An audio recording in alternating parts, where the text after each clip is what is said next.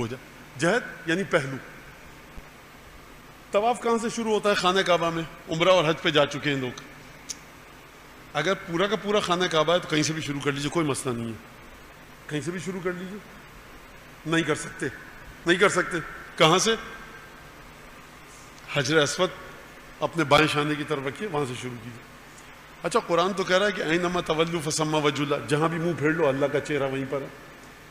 تو یہ خانہ کعبہ کی طرف بھائی جس جہت سے ہم نے حکم دیا ہے وہیں سے شروع کرنا پڑے گا.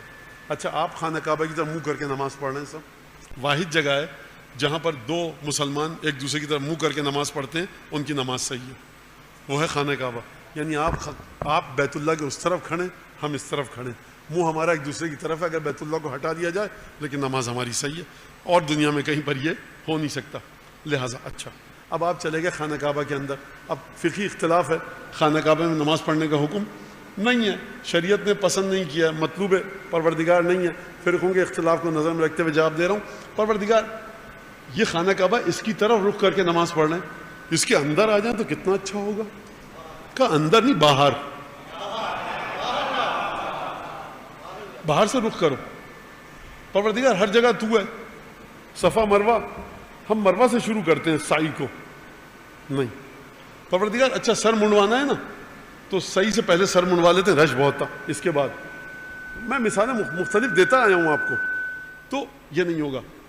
جس پہلو سے ہم نے کہا, جس کونے سے, جس نکڑ سے کہا خانہ کعبہ کے, طواف وہاں سے شروع کرو. تو کربلا کا واقعہ جو ہوا, اگر پروردگار یہ خانہ کعبہ کے بارے میں کہہ سکتا ہے تو امام سے تو پوچھئے کہ امام کہیں کربلا کے اس نکڑ سے کربلا کے ساتھ رابطہ رکھو, اس نکڑ سے رابطہ مت رکھنا. یہ ہو سکتا ہے کہ نہیں ہو سکتا؟ تو جو چیز اب آپ کو روایات میں بتائی گئی ہے وہ چیز دیکھیے کہ کربلا سے تعلق آپ کو کس طرح سے رکھنے کا حکم دیا گیا ہے, کس طرح سے آپ کو کربلا کے ساتھ جڑنے کا حکم دیا گیا ہے, کس طرح سے کربلا کے ساتھ آپ کو متصل ہونے کا حکم دیا گیا ہے. کوئی بھی چیز جو کربلا کے بارے میں بنیادی ترین چیز کربلا کے واقعے کے ساتھ جو جڑنے کا حکم دیا گیا ہے وہ ہے بکا, وہ ہے گریہ, وہ ہے ماتم, وہ ہے عزاداری. کیا مطلب؟ مطلب یہ کہ جتنے بھی پیغمبر گزرے, میں نے کیا کہا, گفتگو کہاں چل رہی ہے؟ کربلا کے ساتھ کیسے جڑا جائے, عمل کیا ہو, دل میں کیا نیت ہو. اب آپ دیکھیں ساتھ ساتھ ہے نا. اگر منافق کہہ رہے ہیں اشہد انک رسول اللہ, نہیں, زبان سے کہو اشہد انک رسول اللہ اور دل میں محبت کے ساتھ مانو. یعنی رتی برابر کجی نہ آئے, رتی برابر میل نہ آئے محمد مصطفیٰ کی محبت میں. تو زبان, عمل یہ ہے کہ زبان اس طرح سے چلے, دل یہ ہے. تو کربلا کے ساتھ ایک مرحلہ ہے دل کا, دوسرا مرحلہ ہے عمل کا. عمل کا مرحلہ کیا ہے؟ من بکا علی الحسین, من بکا علی الحسین, من زار الحسین, من بکا علی الحسین. گوگل پہ جا کے, ارے بہار نہیں کھول سکتے, اصول کافی نہیں کھول سکتے, کامل الزیارات نہیں کھول سکتے, محاسن برقی نہیں کھول سکتے, تو جا کر گوگل تو کھول دیجئے. من بکا علی الحسین, میم نون من اسپیس, بے کاف چھوٹی ہے, عین لام چھوٹی ہے, الف لام ہے, سین یہ نون, من بکا علی الحسین. میں آپ کو پوری آزادی کے ساتھ, سکون اور اطمینان کے ساتھ, بھروسے کے ساتھ یہ درخواست کر رہا ہوں کہ تمام کی تمام حدیثوں کو پرنٹ آؤٹ نکالیے اور جس مولانا سے جا کر چاہتے ہیں ترجمہ کروا لیجئے کہ کربلا کے بارے میں گریے کے علاوہ کسی چیز کا حکم ہے.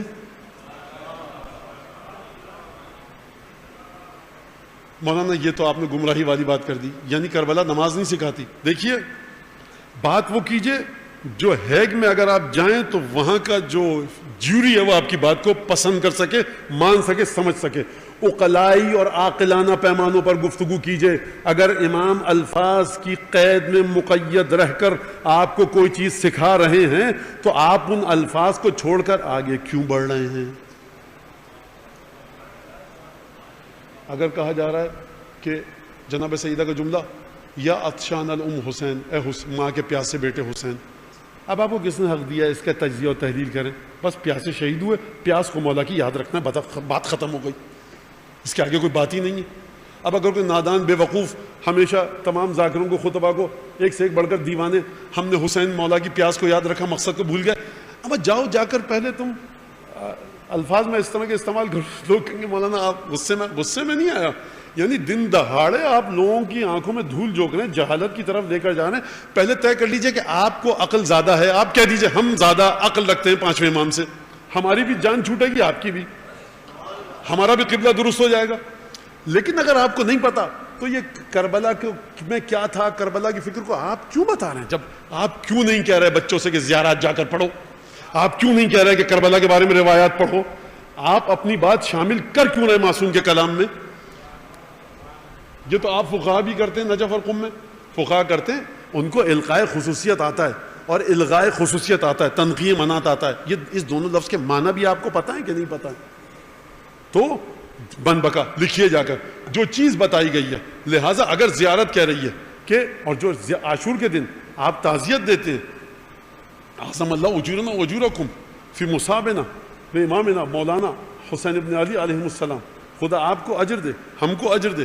جو مصیبت آئی ہے آج مولا حسین کے ذریعے، وجعلنا وإیاکم، ہم کو اور آپ کو قرار دے، کس میں سے؟ ان لوگوں میں سے قرار دے جو مولا حسین کے خون کا انتقام نے. کس کے ساتھ؟ مع الحجہ، 12ویں امام کے ساتھ. لہٰذا یہ جملہ کہہ رہا ہے کہ اب اگر آپ کو کوئی دعوت دے کہ امام حسین کے خون کا انتقام آپ کو لینا، یہ اس نے مطالعہ نہیں کیا، یا منحرف اور انحراف اور گمراہی پھیلانا چاہ رہا ہے. اس میں کوئی اپنی ایفرٹس نہیں کر رہا آپ کے سامنے اس وقت کہ میں اپنی طرف سے کوئی لاؤں. الفاظ موجود ہیں، الفاظ کو دیکھ کر آپ آگے بڑھیے، بات کو مطالعے کے ذریعے آگے بڑھیے، زیارتوں کو دیکھیے. یہ صرف اور صرف حضرت حجت کو حق حاصل ہے کہ وہ یہ کام کریں. کربلا کے بارے میں جڑنے کا جو، تو مولانا پھر عمل کہاں جائے گا؟